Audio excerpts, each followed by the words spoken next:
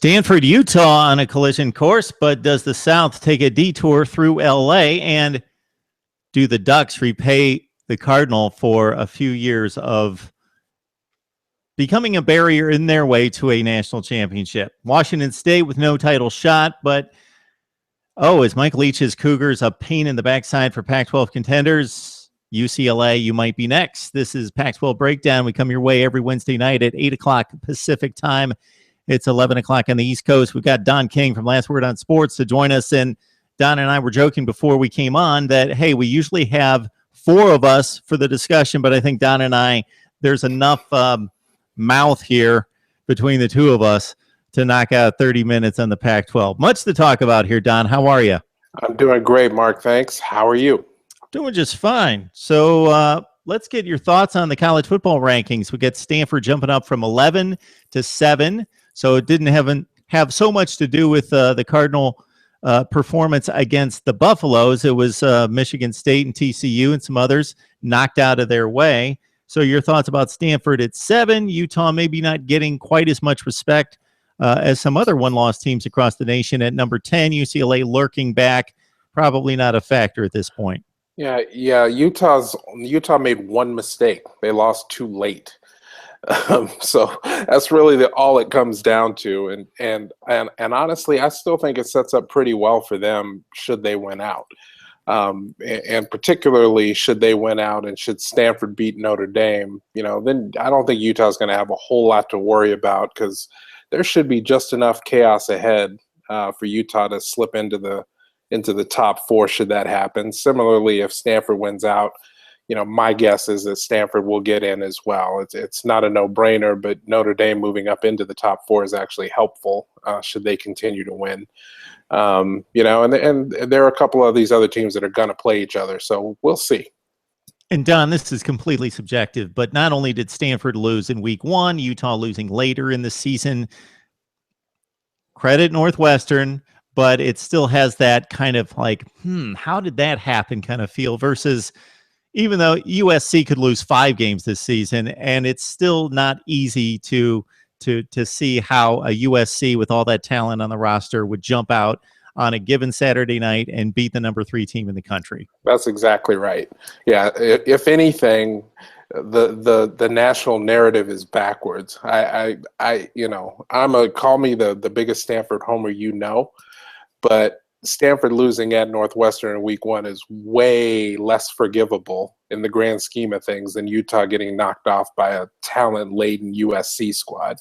It's just a matter of when it happened and kind of how it happened and who was watching and paying attention. Was it 9 a.m. Pacific time or was it a marquee game on a Saturday night in a primetime slot? It didn't look good. So one of the factors in all of this, Don, is that I can actually, if there's going to be a subjective process, which is in place right now, I can agree with having enough football minds and other minds with various backgrounds in the room to come up with a portion of this and a portion of that and a slice of this and a slice of that, the objective to the subjective and the football breakdown versus the metrics and so forth, and just the plain resume. So if you were doing this, not your complete perfect method, but within the college football playoff committee, how would you line up? What would be more important to you versus some of the things that you've heard about being looked at that maybe wouldn't be so important to you? Yeah, to me, strength of schedule is big, and I would frankly, as the committee seems to be doing, I'd still be struggling with the Big 12 at this point in the season. I'd have a really, really tough time there. Personally, I was pretty impressed with Oklahoma State, taking TCU behind the woodshed last weekend. So I might have given them a little bit more love because, finally a decent win by one of the top tier teams in the Big 12. But otherwise, a lot of people were gnashing their teeth at Baylor checking in at number 6. I have no problem with that. Wouldn't have had much of a problem if they'd been lower. I mean, for goodness sakes, play somebody. I think the other reason I'm not that keen on getting all of that worked up in week 10 and week 11, let's see how the conference championships play out. It's going to be really interesting to me to see if Notre Dame runs the table, and then you have 5 Power 5 conference teams, let's say for giggles that Utah knocks off Stanford. Notre Dame would have beaten Stanford too. So you got a 1-loss Utah team, and you've got 4 other Power 5 conferences with a champ with 1 loss or fewer. You really going to put Notre Dame in the top 4 over 4 of the 5 conference champions from the Power 5? I struggle with that thought, and candidly, I think the folks in that room are going to struggle with it too. Notre Dame does play a good schedule. We'll give them credit for that, but there's just something different and frankly special about earning a conference championship, and I think that ought to have some real weight in that room at the end of the season. So it's going to be fascinating to me to see how all of that kind of thing shakes out.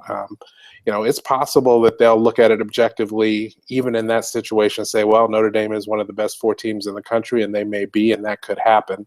But candidly, I'll struggle with it if you're gonna leave out not 1 but 2 Power 5 conference teams in favor of Notre Dame when none of them lost more than 1 game, across a grueling championship season, and including a playoff for 4 of the 5. I don't know how you can justify that. This is not a Big 12 show, I promise. No, it isn't. But you went there, Don. So the one caveat I would make in favor of the other 4 conferences, and where the Big 12 may be hurting itself once again, and I'm not going toward the big end of the schedule with the conference championship. I'm actually going to the beginning of the schedule. So we can connect more dots with every other conference. So we're focused on the Pac-12. We can make connections to the Big 10 and comparative scores and games played against the Big 10 and other conferences across the country. The Big 12, you got nothing. That's exactly pretty right. much.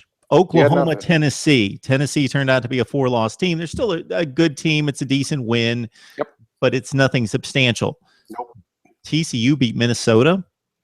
So Baylor and Oklahoma State, they played nobody. So even if one of them, let's say one of those teams, I think it's going to be a free-for-all. I think they're going to beat each other. But let's say one of them stands out, and it's most likely going to be Baylor. That's what we typically think. Let's say they lay waste to the other 3. Well, you can't make the connection that, well, they lay waste to Oklahoma, who beat Ohio State or Stanford or somebody significant out there. There's no connection between the Big 12 and the rest of the country. They played in a silo during the non-conference schedule. Correct.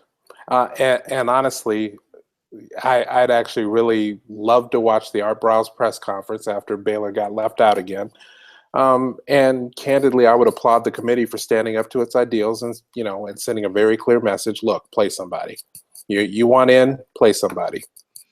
Yeah, if it's going to be on the edge and there's going to be a comparison to be made, I am going with the non-conference strength of schedule, no question. Baylor, TCU, whoever wins the Big 12, especially if it's Baylor and Oklahoma State, since they really didn't play anyone, they are going to have to be have the resume significantly better than the comparative teams in the other conferences. Agree. Anything stand out from last weekend, Don? We've got Stanford with pretty much what we expected, going to Colorado. Utah with a big win against Washington in kind of a tricky spot in Pullman. Washington State, this has to be the surprise team of the league. They go to Arizona State. They win. No, they were hosting Arizona State, and we kind of forecasted this one, although something just constantly tells me Arizona State has to be better than 4-5. Washington State wins that game. Cal continues to slide. Oregon showing a little bit of life late in the season. Yeah, what did Denny Green say? I think that applies to Arizona State right about now. They are who we thought they were. Well, honestly, they're not who we thought they were. They are a 4-5 team, and that's just kind of what they are. And we're going to have to recalibrate and get used to that and just deal with it for this season. It is what it is. That said, the Cougs, man, that's a solid football team, and I'm here to tell you, UCLA Bruins. Keep your head up. I think you alluded to it in your open. Watch out, fellas. The Cougars are a solid, legitimate football team, and they're going to come at you for 60 minutes. And this thing is not going to be a layup. It's going to be fascinating to see if Leach and his guys are going to be able to pull this thing off. And I wouldn't be. They're going to give UCLA all they want. I promise you that. Those teams, I think, match up really well. If the game were in Pullman, I don't even think it would be close. In LA, and I know the line is fairly substantial in favor of UCLA. I think it's going to be way closer than that.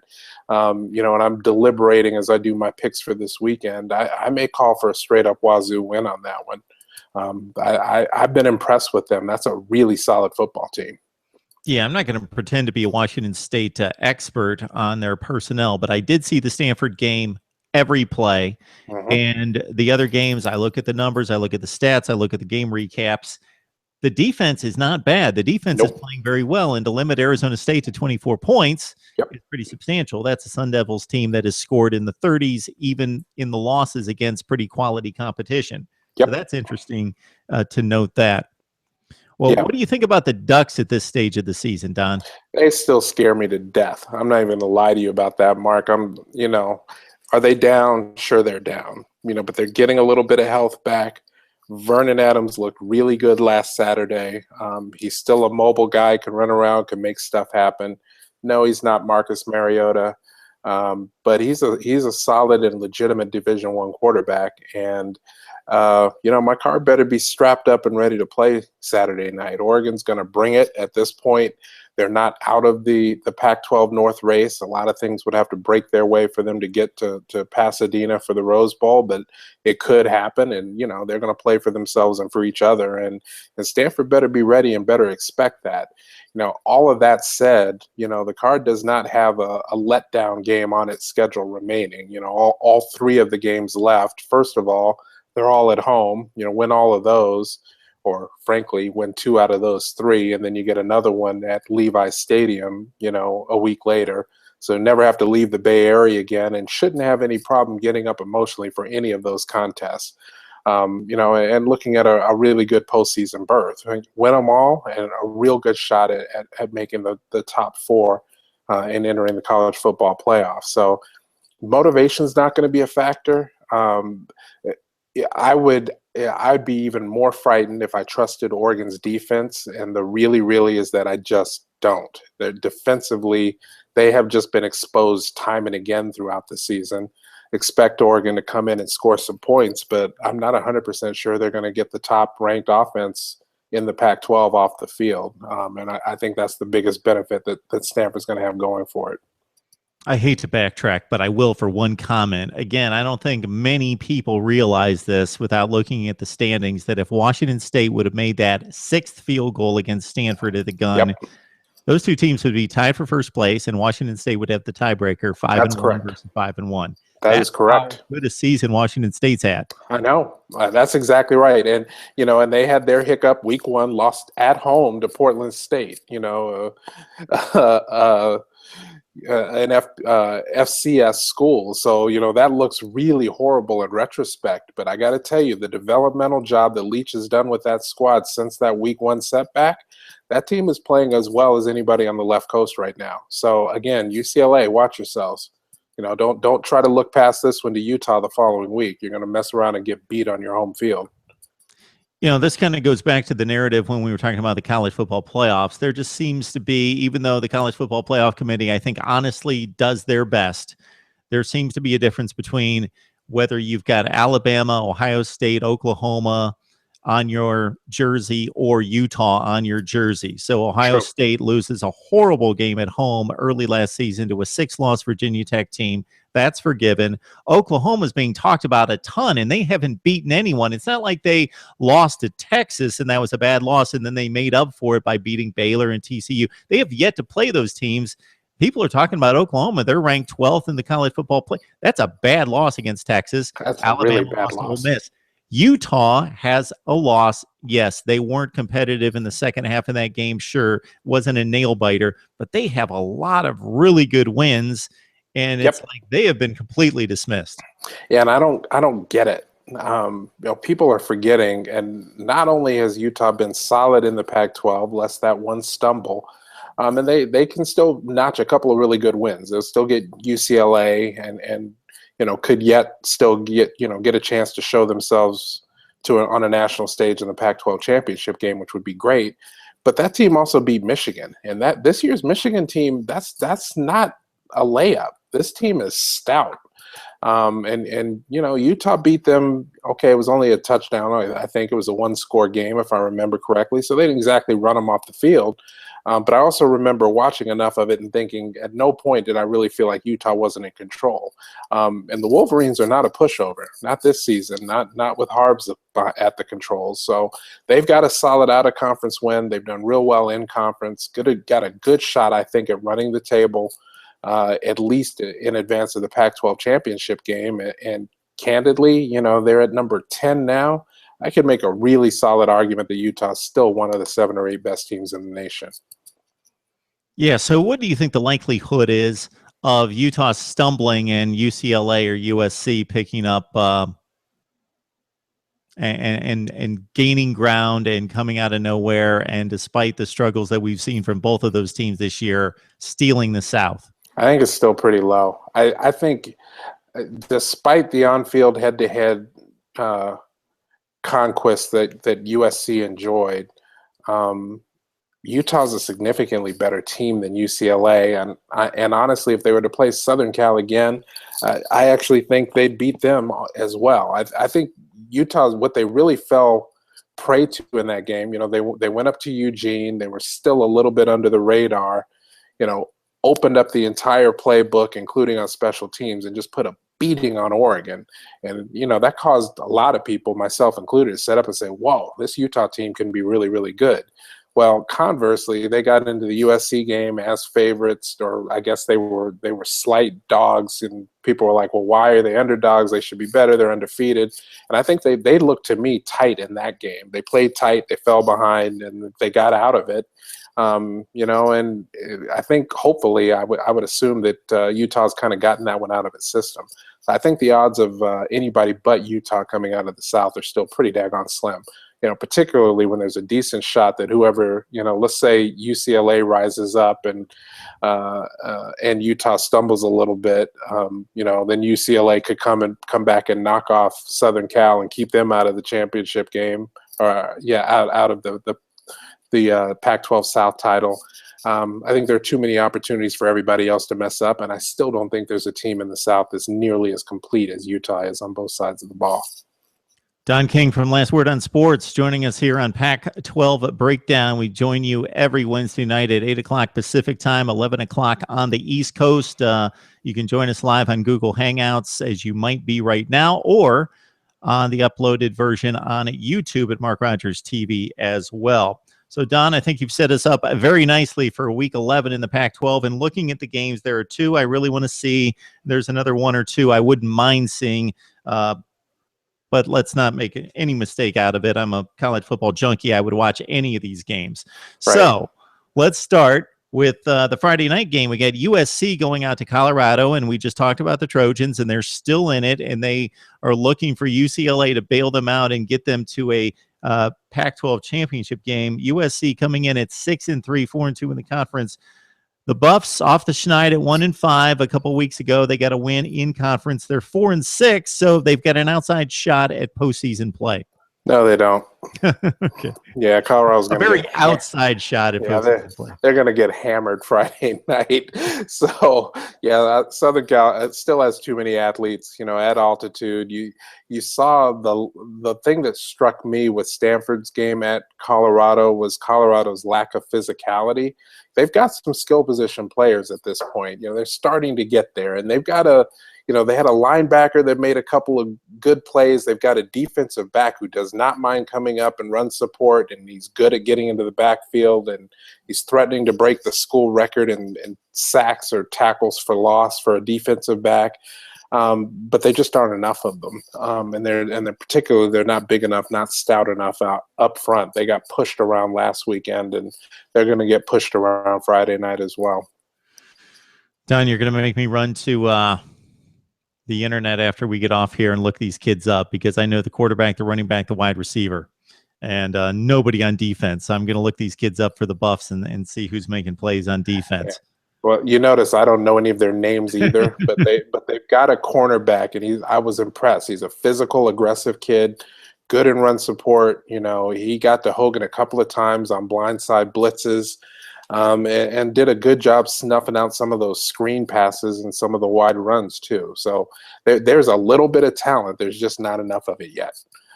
We'll see if Coach McIntyre can get it all turned around, get it put together up there. Well, hopefully for Colorado fans, the guys you're talking about are underclassmen. Here's hoping. I can't remember that either, if we're being honest. Okay. If you would have told me at the beginning of the season Washington would be 4-5, I would have said, sure. If you would have told me Arizona State was going to be 4-5, I would have said, I don't think so. I think they're probably going to be 7-2 at this point. Yep, I would have said. It's got a couple 4-5 teams that are clinging to postseason life here. Yeah, I don't know if I've been more disappointed in any player this season than Mike Bercovici at Arizona State. I, honest to God, thought he might have been an upgrade versus Taylor Kelly. And I know Kelly had a lot of wins, tons of starts for the Sun Devils. I thought Bercovici showed some flashes of absolute brilliance last year when he filled in relief. Thought he was going to be a solid player, thought he had a shot at being the Pac-12 all-conference quarterback. You know, he and Kessler, I thought, were kind of perhaps going to be the class of the league. And yeah, no, not at all. And he's had a propensity to hand the ball to the other team, and he seems to have played the worst when it's mattered the most, and that's really disappointing. Now here's the thing with Washington, and it's interesting. We've lauded and talked about Chris Peterson as a coach mostly because of his success at Boise. This team is getting better, and it's one of those things that I'm not sure people have paid that much attention because they had some losses early and couldn't seem to get any momentum going. The defense has been decent all year long, and there are some flashes and some indications that, you know, they haven't peaked yet. And if I remember right, this game is in Tempe, right? Yes, it is. Yeah, Arizona State is like a 2-point favorite or something like that. You know, so again, the Sharps in the desert are thinking about this like we are. You know, if you get 3 points for being at home, they're saying if the game were played halfway between the two campuses, Washington would be the favorite. And I'm not sure Washington shouldn't be the favorite. I think they're playing better right now. I think that defense is going to give Burko problems. I'm going to take Washington for the straight-up win on that one. Yeah, we have an entire offseason to break down player performance and talk about who's coming back next season, as we love to do from time to time. And I will be fascinated to talk to our boy Kalen Jones from House of Sparky about Mike Bercovici, because as you stated, he was just ecstatic that Taylor Kelly was off campus and this was Bercovici's team, who, it's strange, now he's got a wealth of experience and he's not playing that well. When he didn't have the experience, he put up huge numbers and wins against Stanford and USC in particular last year. I think there are some guys who are just better when, you know, they wake up in the morning as the backup and they don't have to think that hard and they just go out and play. It has all the hallmarks of him kind of being in his own head. And not being able to stay out of his own way. And it's unfortunate. I also think we've noticed there are some other things that just they're not as well stocked as we thought they were. You know, I think their best running back, they're playing out a wide receiver because they couldn't find anybody else who could catch the ball. So that's a problem. When you've got to move guys out of position to cover a deficiency, that makes that original position group weaker. And they've had a couple of injuries in the backfield, and they're just not as solid across the offensive and defensive line as we're accustomed to seeing. You know, that team last year was you know, tough and fun to watch and gritty and hard-nosed, even though they stumbled at some inopportune times through the season. But I really thought they were going to come back and be stronger this year, and they just haven't been. Washington seems to be trending in the other direction, so good for them. I caught the second half of the Arizona game at the Coliseum against USC. I was pleasantly surprised that game went down to the last drive or two, and the Wildcats hung in there. They're 5-5, only 2-5 in the conference, hosting Utah. We've talked about the Utes coming in 10th in the college football playoffs at 8-1. Yeah, I think this is a tougher game for Utah at Arizona than next week at home against UCLA is going to be, and I think Zona is going to give them a hard time. They're going to show up. They're going to fight. Anu Solomon is still a real good player, and if I remember correctly, he absolutely lit the Utes up last year, up in Salt Lake City. So I think Zona is going to give them a battle, but again, we've talked about this already. I think Utah's got a whole lot to play for, and I think they're too balanced on both sides to go down and blow it. I expect Utah to get down to the desert and pull it out, but I would not be shocked to see this be a one-possession game late in the fourth. Sonny Dykes has the right team lined up to try to halt this skid with Oregon State coming to Cal Berkeley. The Bears now 5-4 after that big 5-0 start. Yep. Yeah, and isn't Oregon State awful? I mean, I knew there was going to be some transition, new coaching staff, new system. I figured there would be a little bit of here to there transition. I did not think they were going to be that bad. And you and I have talked this before. Early in the season, there were sparks. They looked, not disrespectable, if that's a word, against Michigan on the road early in the season, and they looked okay against Stanford in the first half at home, in week 3 or 4, whatever that was. And since then, they've been horrible. Setting collegiate football back decades. And I think they're going to get absolutely plastered by Cal. I think Cal gains bowl eligibility and, hopefully breathes a sigh of relief before coming in to play Stanford next week. But I think they're going to destroy Oregon State. On a side note, you brought up that Cal-Stanford game. Maybe we should talk about this next week, but why is that game not the last game of the season anymore?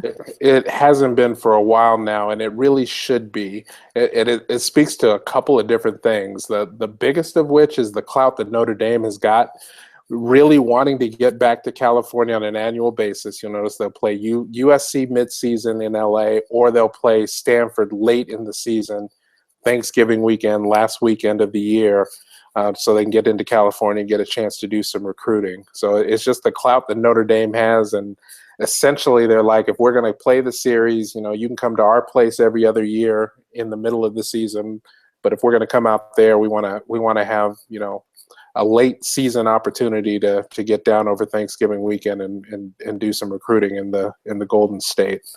It's one of those things as a Stanford grad and a long time witness, participant, however you want to put it, in the big game Stanford rivalry with Cal. It really ought to be the last game of the year. I find it unfortunate. This year it's delicious because that could very well be a play-in game or a play-out game, if you will, for the college football playoff. So it works out that this year it could be a spectacular way to conclude the season. But generally speaking, I don't like it. I wish Stanford and Cal played on the last weekend every year. Don King from Last Word on Sports. Don, we gave this game a glimpse, and I think it's going to be very intriguing. Washington State going to the Rose Bowl to take on UCLA. Yep. I think it's going to be fantastic. I mean, it's amazing to say it at this point in the season, but these are two of the upper division teams in the Pac-12 this season. One is 7-2, one is 6-3, and you could easily argue that they should be 7-2. Like you said, if the kicker can get one more field goal through the uprights against Stanford, they're sitting at 7-2, and UCLA's at 7-2, and it may have been it could be a Pac-12 championship game preview, just a few weeks ahead of it. It's absolutely amazing to think about it. I think we all knew UCLA was going to be decent. I think you were real high on them in the preseason, if I remember correctly. Yeah. Nobody saw this coming out of the Pirate squad, up off the Palouse at 6-3, bowl eligible already. I think they're going to come in loose, nothing to lose. They're just playing to improve their bowl standing in the Pac-12 pecking order. But again, that's a solid team. And I don't know his name. I know they got a new defensive coordinator this year, and he has done wonders. They have gotten way better versus any time during Mike Leach's tenure up there at Wazoo. And that's really the difference. That defense is pretty stout, and they're pretty good, as we saw against Christian McCaffrey. They're pretty good at taking away one key weapon. So I expect them to try to give Paul Perkins a really hard time, and they could limit him. I think the difference is they caught Stanford in some elements, some wind and some rain, and Hogan was not accurate in the passing game. Fortunately, his legs kind of bailed out the team and saved the season. In LA, if the weather is good, you got Josh Rosen, and he's got one of the best arms in college football. So I think UCLA is going to have enough to beat them, but I'm telling you, they better come ready to play or they're going to lose at home. Don, I'm scanning the rest of the country from a traditional standpoint, and I'm coming up with Ohio State, Michigan, Alabama, Auburn, all the usual rivalries that mean something from a tradition standpoint, but also where there have been stretches of time, long stretches of time, where that rivalry has owned the conference, has decided the conference. And traditionally in the Pac-12, I'm jumping all over the place to try to find USC, UCLA comes to mind, but how many years has UCLA really challenged USC? There really hasn't been that rivalry.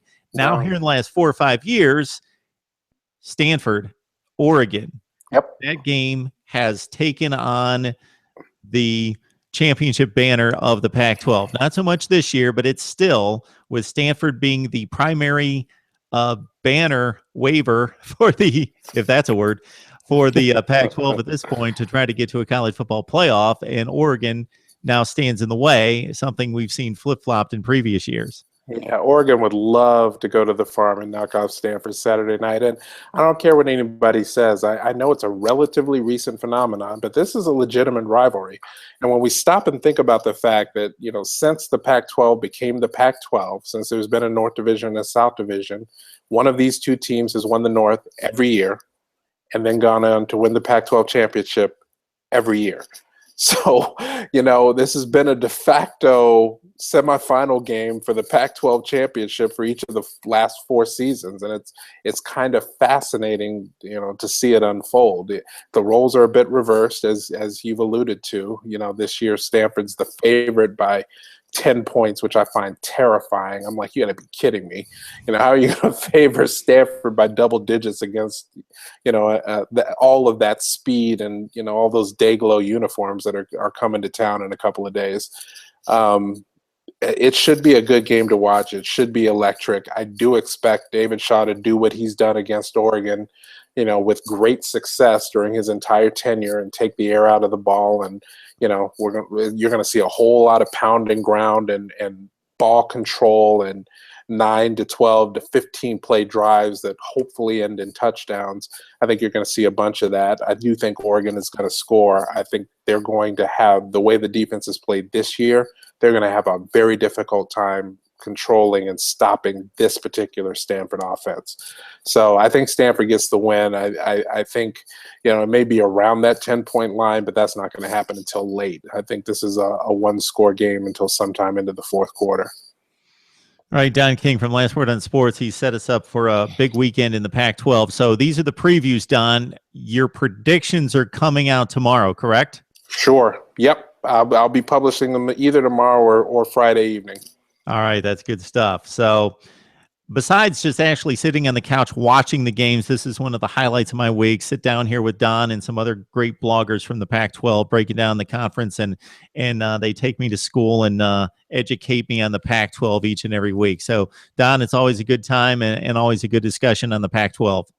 Thanks a lot, Mark. I enjoyed every week as well.